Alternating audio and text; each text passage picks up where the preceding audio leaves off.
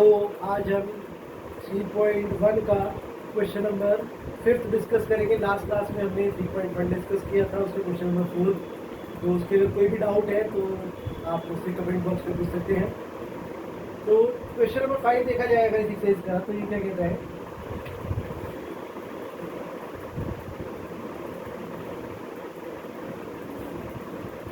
इसमें क्वेश्चन को पहले ध्यान से पढ़ते हैं, उसके बाद हम इसके क्वेश्चन बनाएंगे और फिर जो सोल्यूशन के रखा होगा, ग्राफिकली के रखा होगा, जैसे भी चेक करेंगे पॉसिबल है कि नहीं है। तो क्वेश्चन क्या कहता है, half the perimeter of the rectangular garden whose length is 4 meter then its width is 36 meter, find the dimension of the garden। देखो क्या कहा गया इस क्वेश्चन में क्या रखा है कि रेक्टेंगुलर गार्डन है। सपोज करो this is a rectangular garden, ठीक है, ये लग रहा है रेक्टेंगुलर गार्डन। इसकी लेंथ मान लेता हूँ y है और इसकी विड्थ जो है या ब्रेड्थ जो है दैट इज इक्वल्स टू मैं x मान लेता हूँ। क्लियर। अब देखो उसने कहा कि हाफ द पेरीमीटर, यानी कि जो पेरीमीटर होगा इस गार्डन का उसका अगर मैं हाफ कर दूँ तो पहले मुझे पेरीमीटर पता होना चाहिए। तो यहाँ पे लिख लेंगे हम कि लेट द लेंथ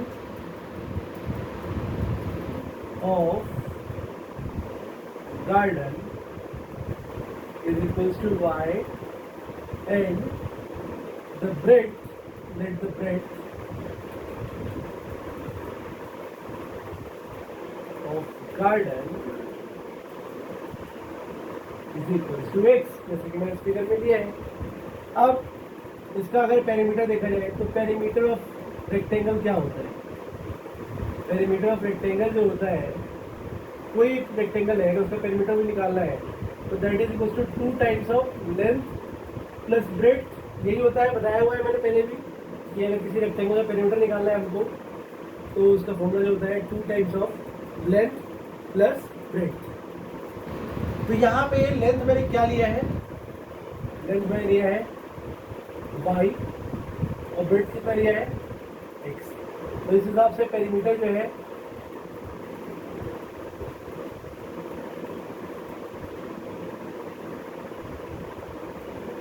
ये 2 times of y plus x रहेगा। अब इस क्वेश्चन में कहा गया था कि हाफ द पेरीमीटर, ये पूरा पेरीमीटर है, इसका हाफ करेंगे तो इसको 2 से डिवाइड करना पड़ेगा। तो 2 से डिवाइड करने का मतलब इधर भी 2 से डिवाइड कर दो और इधर भी क्या कर दो, 2 से डिवाइड कर दो, ठीक है। Half the perimeter, half the perimeter मतलब क्या होगा, ये जो पेरीमीटर दे रखा है half of perimeter, half of perimeter का मतलब क्या हुआ, जो पेरीमीटर था उसको 2 से क्या कर लेंगे हम, डिवाइड। पेरीमीटर को 2 से डिवाइड करेंगे यानी ये जो पेरीमीटर है इसको भी 2 से क्या करना पड़ेगा, डिवाइड करना पड़ेगा। तो डिवाइड करेंगे तो 2 से 2 कट जाएंगे, तो यानी कि यहाँ पे बचते इक्वल में y प्लस एक्स, क्योंकि 2 से 2 कट गया। और हाफ द पेरीमीटर या हाफ ऑफ पेरीमीटर जो है उसकी वैल्यू मुझको गिवन है कितनी, 36 मीटर। इस क्वेश्चन में ध्यान से पढ़ोगे तो हाफ ऑफ पेरीमीटर दे रखा है y plus X that is equal to 36 metre. आई बात समझ में। इसको मैं इक्वेशन 1 कंसिडर कर लेता हूँ। और फिर इसके बाद ये कहता है कि length is 4 metre more than its width. तो लेंथ जो है यानी y जो है इस विड्थ से 4 ज़्यादा है। तो लेंथ कितना माना मैंने y, विड्थ कितना है x। इससे 4 मीटर मोर होने का मतलब कि इन दोनों का डिफरेंस, मतलब ये x है ये y है, इन दोनों का डिफरेंस निकाला जाए तो ये कितना आ रहा होगा, 4 आ रहा होगा। इसको मैं इक्वेशन नंबर 2 इसे क्लियर। अब मुझे जो है इसकी डायमेंशन फाइंड आउट करनी है। अब डायमेंशन फाइंड आउट करने के लिए हमें अभी ग्राफिकल मेथड यूज़ करना पड़ेगा, क्योंकि मैंने ग्राफिकल मेथड डिस्कस किया हुआ है, इसके अलावा कोई मेथड डिस्कस किया नहीं है। तो सबसे पहले हम क्या करेंगे, इसका ग्राफ ड्रॉ करेंगे। Is it clear. तो ग्राफ ड्रॉ करने के लिए जैसा मैंने बताया था कि एक बार एक्स की वैल्यू पुट करो और फिर y निकाल लो, और दूसरी बार y की वैल्यू पुट करो फिर x निकाल लो। दोनों इक्वेशन में ये काम करेंगे और फिर हम इसको सॉल्व कर लेंगे। तो चेक करते हैं कैसे इसका हम ग्राफ ड्रॉ कर सकते हैं। तो अगर कॉपी कर दिया है तो आगे बढ़ते हैं।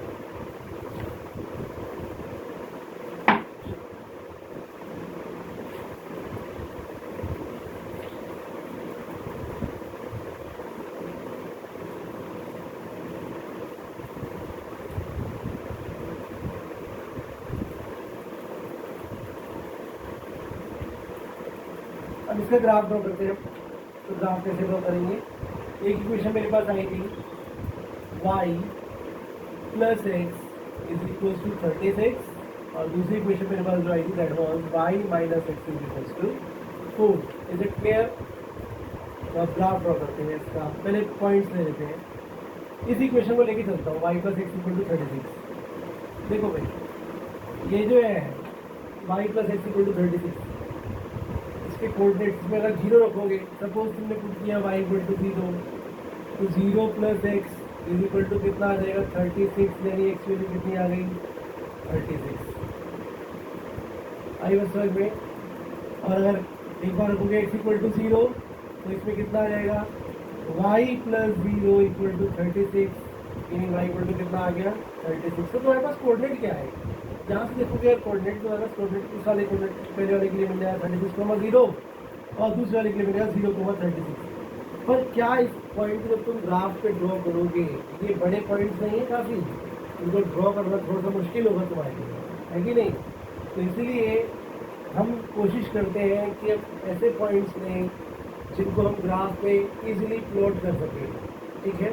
ज़्यादा हमको लंबे लंबे पॉइंट्स या बड़े बड़े कोऑर्डिनेट्स लेके नहीं चलने हैं। नो, ग्राफ पे ड्रॉ करने में दिक्कत होती है, सोल्यूशन हमेशा सेम ही आएगा, चाहे हम ये लें चाहे कोई बड़ा कोऑर्डिनेट लें तो भी दिक्कत होगी। बट कोशिश करते हैं ग्राफ ड्रॉ करना हमारे लिए आसान हो सके, इसीलिए हम पॉइंट्स ऐसे लेते हैं कि जिससे हमारी कैलकुलेशन आसान हो, ग्राफ पे ड्रॉ करना उसको आसान। तो ये तो है ही, अगर तुम्हें ये मन हो तो ये भी ले सकते हो, या फिर तुम कंसिडर कर लो, अगर मैं y इक्वल टू से पुट कर दूँ 18, तो एक्स कितना आएगा? 18 plus y is equal to 36, this implies y equal to 36 minus 18। तो ये जो पहली इक्वेशन ही जो थी निकाली मैंने, उसके लिए कोऑर्डिनेट में क्या मिल जाएंगे? सॉरी, ये मैंने x इक्वल टू लिया है, ठीक है? तो x इक्वल टू 18 लोगों से यहाँ से y इक्वल टू कितना आ जाएगा? 18। तो पहला कोऑर्डिनेट 18,18 आ गया। दूसरा कोऑर्डिनेट कुछ भी ले सकते हो, तुम्हारे पर डिपेंड करता है। सपोज तुमने x इक्वल टू ले ली 19, तो तुम्हारा कितना आ जाएगा? ये 19 plus y is equal to 36, which implies that y is equal to 36 minus 19, which is nothing but 70। Is it clear? तो इस बार कोऑर्डिनेट क्या है तुम्हारे पास? 19,17। अब इसको तुम ग्राफ पे प्लॉट करना और देखना ये दोनों लाइनें कहाँ इंटरसेक्ट कर रही हैं, वही तुम्हारा। अब ये पहली इक्वेशन के लिए हो गया, तो सब चाहे तो तुम ये निकालो। पहली क्वेश्चन के लिए मैं दोनों ही जो ग्राफ ड्रॉ किया है, ये पॉइंट जो लिए हैं मैंने, ये इस वाली इक्वेशन के लिए ही लिया है मैंने, चाहे ये लूँ चाहे ये, तो तुम्हारे पर डिपेंड करता है, जो तुम्हें आसान लगे वो कंसिडर कर सकते हो। अब तो कोऑर्डिनेट्स क्या है इस हिसाब से देखा जाए तो मैं इसको लेके चलूँगा, ठीक है? ये मैं ले लेता हूँ A और ये मेरा हो गया B, ठीक है?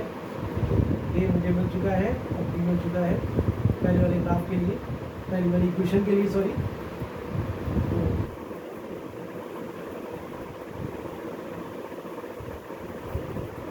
इस वाली इक्वेशन के लिए मेरे पास एक कोऑर्डिनेट आया है 18,18 और दूसरा कोऑर्डिनेट जो आया है that is 19,17। Is it clear? अब मैं दूसरी इक्वेशन लेता हूँ that is y minus x is equal to 4। तो y माइनस एक्स, इसमें तो कोई भी ले लो, इसमें तो ऑलरेडी छोटा ही है वैल्यू मेरे पास, इक्वल टू कोई दिक्कत नहीं है। यहाँ पे प्रूव करो x equal to 0, x equal to 0 तो क्या है बेटा? y minus 0 equal to 4, this implies y equal to 4। तो मेरे कोऑर्डिनेट्स क्या बने? 0,4। इसको नाम दे देता हूँ c, और अगली बार y को 0 पुट करेंगे, put y is equal to 0, so this implies y 0 minus x is equal to 4, which implies minus x is equal to 4, और ये माइनस इसको दे देंगे that is x equal to minus 4। Is it clear? तो अब जो मेरे coordinates आए -4,0, तो इसको मैं नाम ले लेता हूँ D। तो अब मेरे पास दो कोऑर्डिनेट्स आ गए इस वाली लाइन के लिए भी।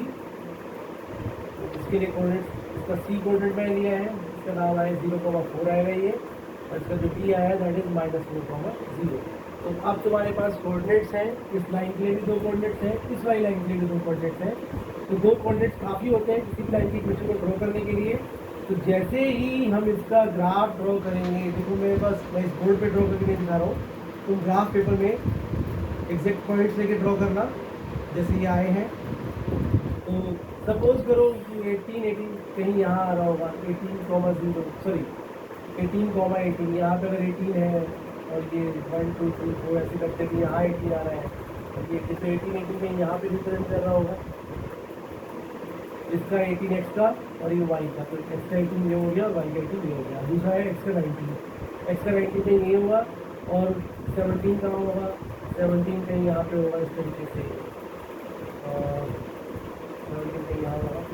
तो इस तरीके से जब ग्राफ ड्रॉ करोगे तो इन दोनों पॉइंट को ज्वाइन करोगे तो ये ऐसे कहीं इस एक्सेस को काट रहा होगा आगे, और ये y को भी ऐसे काटा होगा। मैंने कहा ना बड़ा ग्राफ ड्रॉ होगा, इसके लिए मतलब बड़ा नंबर चाहिए हमारे पास काफ़ी, तो इस तरह से हो रहा होगा। दूसरे ग्राफ ड्रॉ करेंगे दैट इज 0,4 होगा x 0 y 4, तो यहाँ नहीं आ रहा होगा 4, क्योंकि 0,4 बन जाएगा दूसरी लाइन के लिए। और दूसरा है -4,0, इस पॉइंट पर हम c दे देंगे, ये मेरा a पॉइंट था, ये मेरा b पॉइंट था। अब d पॉइंट ड्रॉ करेंगे -4,0 है, तो 1 2 3 4 यहाँ -4,0 होगा, तो ये मेरा d पॉइंट होगा। अब इन दोनों को जब मैं ड्रॉ करूँगा ऐसे ऐसे, तो इस तरीके से दोनों लाइनें जो है ना कहीं काट रही होंगी ऐसे, तो अब तुम ये पॉइंट लोकेट कर लेना ग्राफ से कि ये पॉइंट की वैल्यू क्या है, और जो ये पॉइंट आ रहा होगा यही मेरा सोल्यूशन होगा। अब एग्जैक्टली इसका मीनिंग ये हुआ कि जो भी ये वैल्यू आ रही होगी वही मेरा क्या हो जाएगा, सोल्यूशन हो जाएगा। तो इसकी वैल्यू अगर तुम चेक करोगे तो तुम्हारी y = 20 आ रही होगी, ठीक है, y = तुम्हारा 20 आ जाएगा। और x जो अगर तुम देखोगे तो x तुम्हारा क्या आ रहा होगा, x जो आ रहा होगा तुम्हारा 16, x = लगभग 16 आ रहा होगा। तो तुम देखोगे कि 16 और 20 इस पे इंटरसेक्ट करेंगे दोनों के दोनों। Is it clear? तो इस तरीके से हम कर सकते हैं। ओके,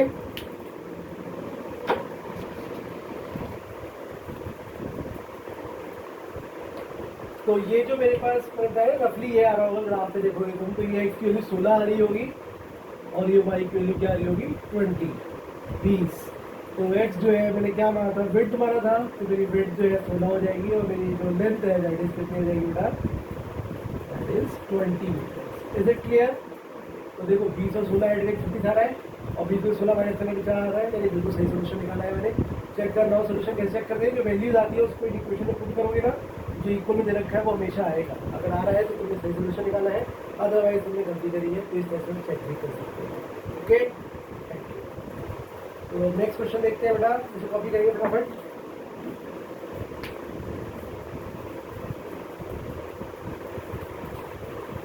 चलो आगे बढ़ते हैं।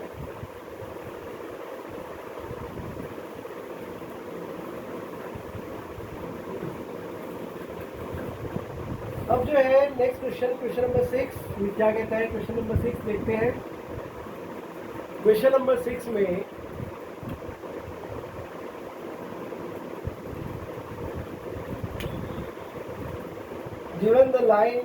given the linear equation 2x plus 3y minus 8, write other linear equation two variables such that geometrical representation of the pair so formed is।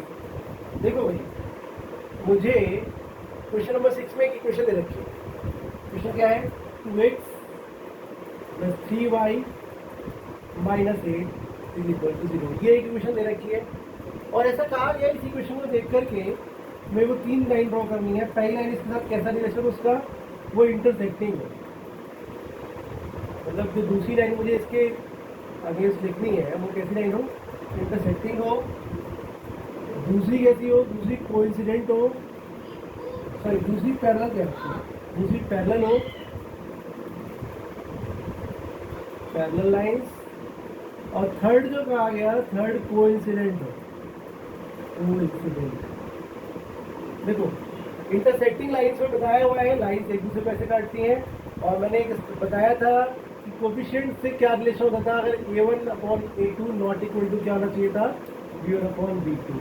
अगर ऐसा होता है, किसके लिए, दो लाइन दे रखी होंगी, a1x plus b1y plus c1 is equal to 0, और दूसरी लाइन होगी a2x plus b2y plus c2 is equal to 0। अगर दो लाइन ऐसे दे रखी है और उसी कोफिशिएंट का रिलेशन ऐसा आता है, तो इस केस में लाइंस कैसी होती हैं, इंटरसेक्टिंग। ठीक है, एक मुझे ये इक्वेशन दे रखी है, इसको कंपेयर करना है इसके साथ, a1x plus b1y plus c1 is equal to 0, इस तरह से कंपेयर करना। और दूसरी लाइन तुमको दूसरी इक्वेशन अपने आप लेनी है अपनी तरफ से, और ऐसा लेना है कि इस तरह का रिलेशन बने। तो कुछ भी ले लो, चलो सपोज करो ये ले लेते हो 3x plus 2y minus 8 is equal to 0। Suppose तुमने ये लिया, अब यहाँ पे अगर इसे कंपेयर करोगे a2x plus b2y plus c2 is equal to 0, तो यहाँ पे a1 के साथ कंपेयर करो, a1 के लिए कितनी आई है 2, b1 के लिए कितनी आई है 3, c1 के लिए कितनी आई है -8। इसी प्रकार a2 कितना आएगा यहाँ पे 3, b2 कितना आएगा 2 और c2 कितना आएगा -8। Is it clear? अब तुम अगर ध्यान से देखो a1/a2, तो this is equal to 2/3 and b1/b2 is equal to कितना है बेटा 3/2। तो क्या a1/a2 b1/b2 बराबर आ रहा है? No, a1/a2 is not equal to b1/b2। It means ये जो मैंने लाइन ली है ये कैसी हो जाएगी, इसके साथ इंटरसेक्टिंग लाइन, मतलब ये लाइन और ये लाइन आपस में कैसी होगी, इंटरसेक्टिंग। अगर ये ग्राफ ड्रॉ कर रहे होंगे ना, तो वो ग्राफ कुछ इस तरीके से हो रहा होगा, ये दोनों लाइनें दूसरे क्या कर रही होंगी, काट रही होंगी। तो पहला सोल्यूशन डन। ओके, अब सेकंड चेक करते हैं कि पैरेलल लाइंस ड्रॉ कर दी है इसके लिए। तो पैरेलल लाइंस कैसे ड्रॉ करेंगे, इसे कॉपी कर लेना। ये तुम अपनी तरफ से कोई भी लाइन ले सकते हो, बस ऐसा देखना कि a1/a2 not equal to I b1/b2।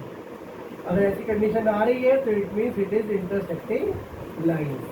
अब सेकेंड जो है उसे देखते हैं, क्या इक्वेशन लें कि मेरे पास पैरेलल की कंडीशन आए।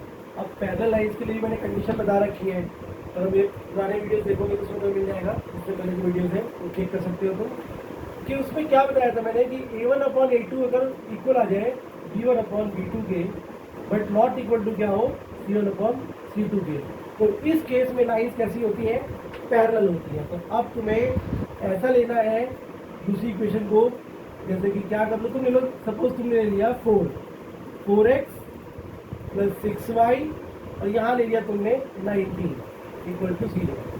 कुछ भी ऐसा लो कि रेशियो बराबर आने चाहिए।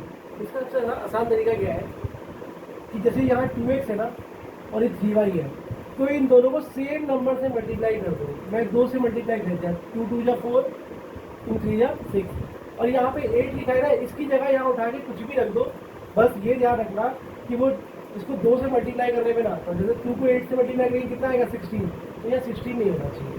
अगर तुमने इसको 3 से मल्टीप्लाई किया है तो 3 2 जा 6 होता, 3 3 जा 9 होता, या 3 8 जा कितना होता 24, तो 24 नहीं होना चाहिए। क्लियर है?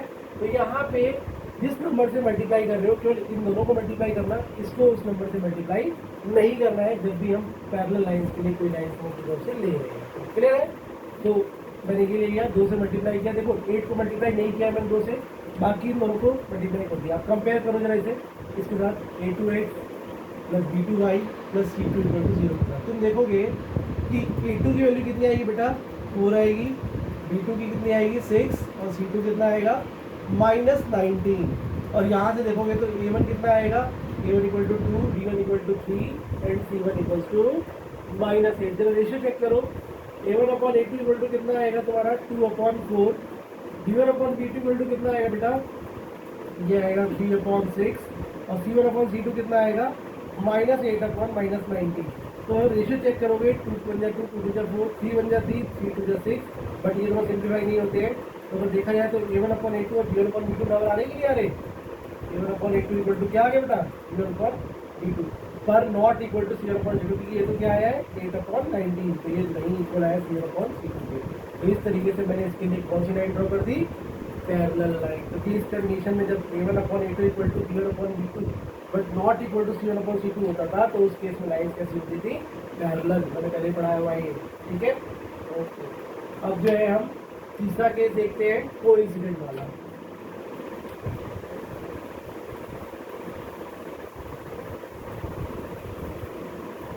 देखो कोइंसिडेंट के लिए क्या करना है, कोइंसिडेंट लाइन की कंडीशन क्या होती है, उसके लिए कंडीशन मैंने बता रखी है कि a1/a2 equal to b1/b2 equal to क्या होना चाहिए c1/c2।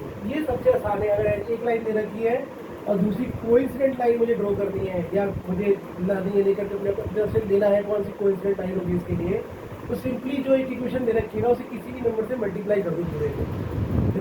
मैं सपोज करो 3 से मल्टीप्लाई करता हूँ इसको, तो 3 3 जा 6 हो जाएगा, ये 3 3 जा 9 हो जाएगा, और ये कितना हो जाएगा 3 8 जा 24। देखो पैरेलल वाली में इसको मल्टीप्लाई नहीं कर रहा था, कोइंसिडेंट वाली में सबको मल्टीप्लाई कर रहा हूँ।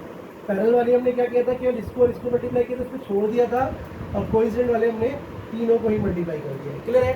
अब रेशियो चेक करते हैं, इसको कंपेयर कर लो, a2x plus b2y plus c2 is equal to 0 के साथ। तो अगर देखा जाए तो a1 की वैल्यू बेटा कितनी आई थी, a1 was 2, b1 was 3, c1 was -8।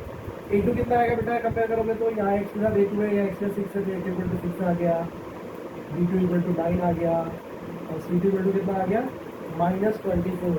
यह रेशियो चेक करो, a1 अपॉन a2 कितना होगा बेटा 3/6, सॉरी 2/6, b1 अपॉन b2 देखो तो कितना आएगा बेटा, दैट इज 3/9, और c1 अपॉन c2 देखो तो कितना आएगा, दैट इज -8/-24। तो माइनस मैच कैसे हो जाएगा, 2 1 2, 2 3 6, 3 1 3, 3 9, 8 1 8, और 8 3 24। तो देखो 1/3 1/3 1/3 तीनों बराबर आ रहे हैं। a1 upon a2 equal to क्या आ गया, b1 अपॉन b2 इक्वल आ गया c1 अपॉन c2। तो यानी ये केस कब होता था जब लाइन कैसी होती थी, कोइंसिडेंट। तो मतलब मैंने ये जो लाइन ली है अपनी तरफ से क्या होगी, इसके साथ कोइंसिडेंट। क्लियर है बात, ये इसे कॉपी कर देंगे।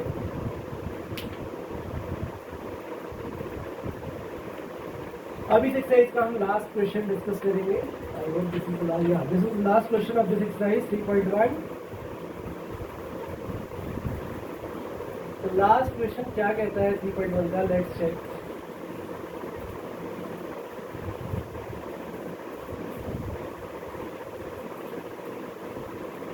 देखो भाई लास्ट क्वेश्चन जो है 3.1 का वो क्या कह रहा है, draw the graph of the equation x minus y plus 1 equal to 0 and 3x plus 2y minus 12 equal to 0. Determine the coordinate of the vertices of the triangle formed by these lines